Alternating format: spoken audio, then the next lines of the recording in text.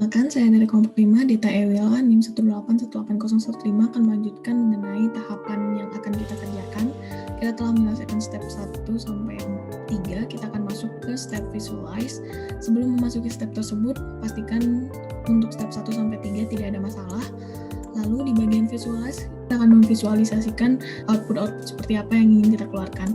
Nah, pada bagian ini, jika diperbesar, yang tadi, di sini ada bagian pilihan choose what plus output table. Nah, di bagian sini kita dapat bebas memilih SWOT plus output table apa yang akan kita keluarkan. Jika kita arahkan kursor ke masing-masing pilihan, akan ada penjelasan, misalnya pada HRU WB_AA, itu adalah average annual HRU water balance, tapi untuk saat ini yang akan saya gunakan adalah channel as demand.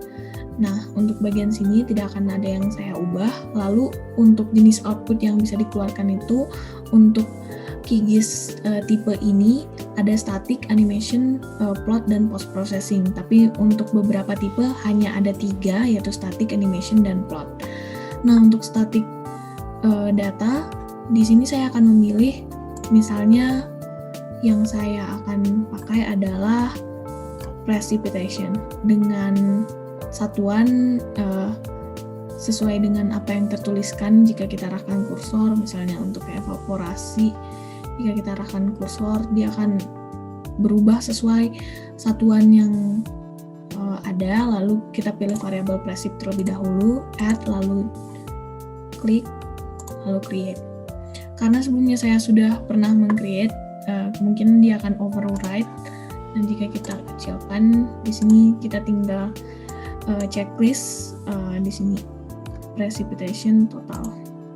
Nah, beginilah outputnya. Apabila saya ingin membuat animasi dari ini, sebenarnya kita tinggal pilih nih, layarnya tidak akan memerlukan semua pilihan, jadi saya akan lebarkan.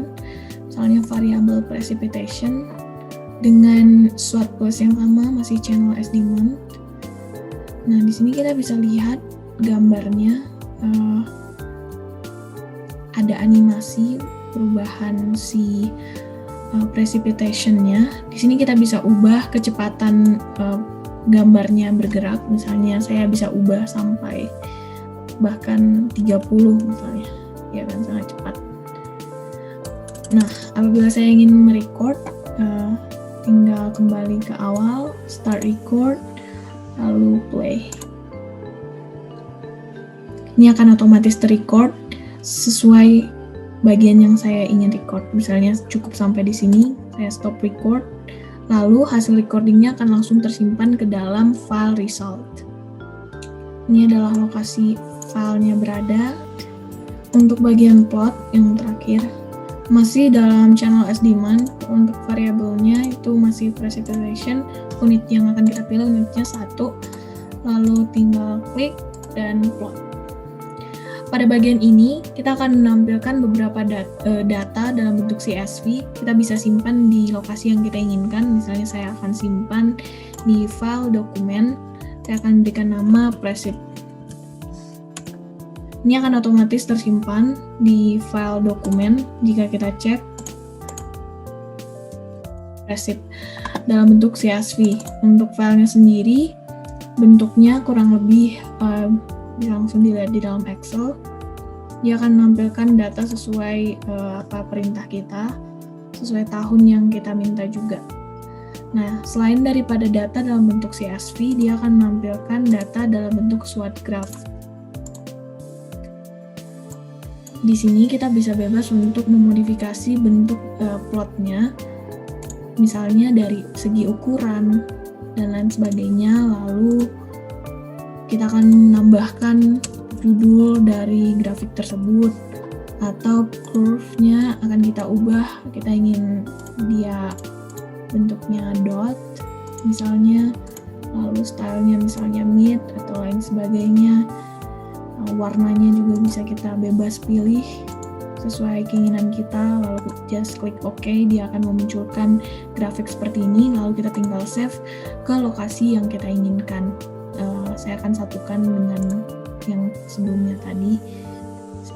file ini akan disimpan dalam bentuk PNG. Maka bisa dilihat di dokumen, dia akan langsung otomatis tersimpan seperti ini. Oke. Hal yang serupa bisa diubah untuk jenis yang berbeda, misalnya untuk variabel evaporasi, variabel lainnya dengan menggunakan SWOT sesuai yang kita mau. Ini hal yang berulang saja. Jadi demikian. Terima kasih.